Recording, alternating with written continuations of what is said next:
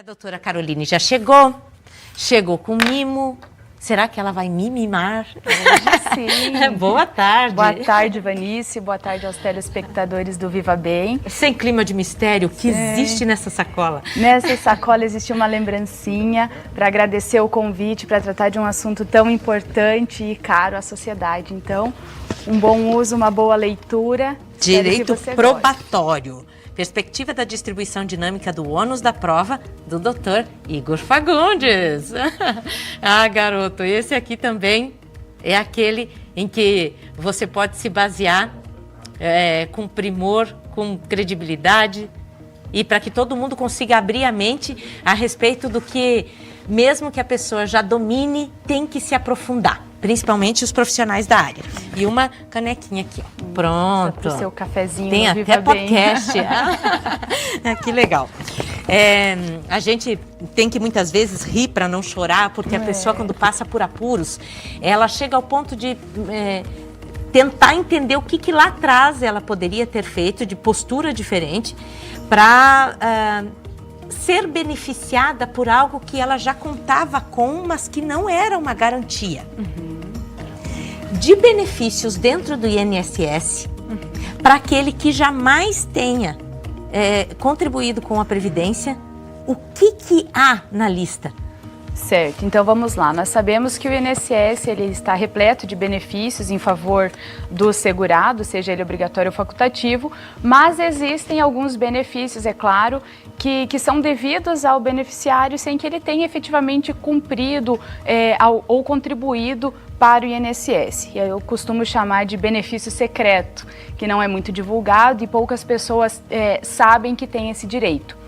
Hoje nós trazemos aqui para o Lei é Lei o BPC-LOAS, que é um benefício assistencial. Então, muito embora ele seja devido pelo INSS ao pretenso beneficiário, ele não se trata de um benefício previdenciário. Então, a sua natureza assistencial garante que ele seja devido, desde que preenchidos os requisitos, certo? Seja devido sem que o beneficiário tenha feito alguma contribuição ao INSS. Por que é tão velado? Pois é um mistério que a gente gostaria também de decifrar. Mas eu penso que seja pela própria natureza do INSS, né? Então ela é uma autarquia federal, a sua fonte de custeio provém do governo. Então são coisas que acabam ficando veladas e é só na conversa, no bate-papo, no vizinho me falou, porque ciclano conseguiu, enfim, né? Que as pessoas acabam tomando esse direito, conhecimento desse direito. Para quais circunstâncias pode ser aplicado? Então, certo. Vale para quem? Vamos lá. Então, assim, o BPC, ele é um benefício de prestação continuada previsto na Lei Orgânica da Assistência Social. Então, ele é devido para duas pessoas. Então, temos o BPC-LOAS para o idoso e temos o BPC-LOAS também para a pessoa com deficiência. Para o idoso, é uma aposentadoria? Dá para dizer que sim, ele é um benefício assistencial, mas os requisitos dele e o que conduz à concessão desse benefício são alguma natureza diferente, alguns requisitos diferentes. Então, por exemplo, uma atenção especial que nós precisamos ter é com relação à idade. Se nós tomarmos por base o Estatuto do Idoso, é considerado idoso aquele com 60 anos de idade ou mais. Mas para fins do BPC, o benefício de prestação continuada, é considerado idoso aquele que tenha 65 anos ou mais. Então, esse benefício assistencial, que não demanda de nenhuma contribuição ou tempo de carência, ele é devido para o idoso com 65 anos ou mais, ou para a pessoa que seja portadora de algum tipo de deficiência. E aí os requisitos vão se desdobrando para cada pessoa, para cada... Segura o idoso que está lá do outro lado, essa hora levantando, dizendo eu tenho 65 anos. É verdade. Para todos? Aí a gente começa a desmistificar os requisitos. Então, o BPC-LOAS para o idoso, a partir de 65 anos ou mais, precisa comprovar também uma condição de hipossuficiência, né? Em termos mais claros, seria a miserabilidade. Então, como que se ofere? Não tem uma margem de dignidade ali, não tem Exato. Conforto, não tem... Isso.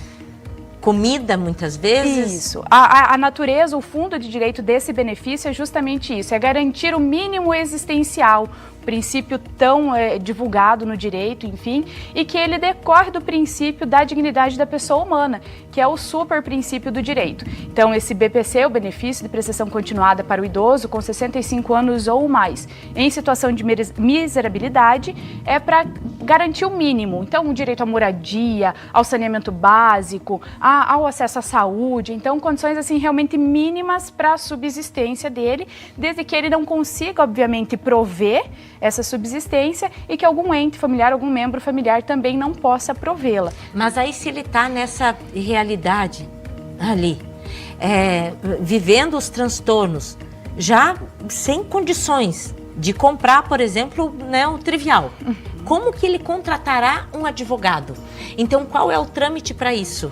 Quem poderá nos defender, né, nessa hora? Isso, então. De apuro. Exato. Então, um dos requisitos é que o idoso com 65 anos ou mais, ou o portador de deficiência, aí obviamente representado, né, por alguém, deve estar cadastrado no CPF, inscrito no CPF e também inscrito no CAD único, tá? E essa inscrição no CAD único, ela pode ser intermediada ou diretamente pelo acesso ao portal do INSS, porque é lá que você faz esse requerimento, no portal. No site, por conta própria. Isso. No portal do INSS tem essa possibilidade, ou para aqueles que né, já estamos falando de uma condição inferior, vamos dizer assim. Então, né, às vezes não tem nem acesso à tecnologia, ao celular, ao portal, essa pessoa pode se dirigir até o CRAS e as assistentes sociais que intermediam todo esse trâmite podem fazer a inscrição dele no cadastro único e aí começa todo o processamento desse requerimento do BPC LOAS, seja para o idoso ou do portador de deficiência. A pessoa que tem algum tipo de limitação independe de idade.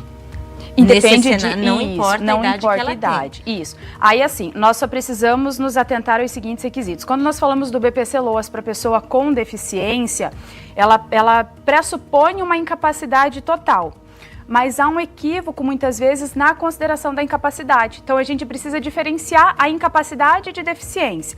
Quando nós falamos em incapacidade, nós estamos falando daquela que decorre de alguma lesão, alguma doença, e a descrição dessa doença ou dessa lesão vai estar na CID, que é a Classificação Internacional das Doenças e Problemas de Saúde. Então, para essa pessoa, existem outros benefícios e, inclusive, pressupõe a contribuição em algum momento para o INSS, ter aquela qualidade de segurado. Porque ninguém desejou passar por aquilo ali, acredito eu, né? Exato.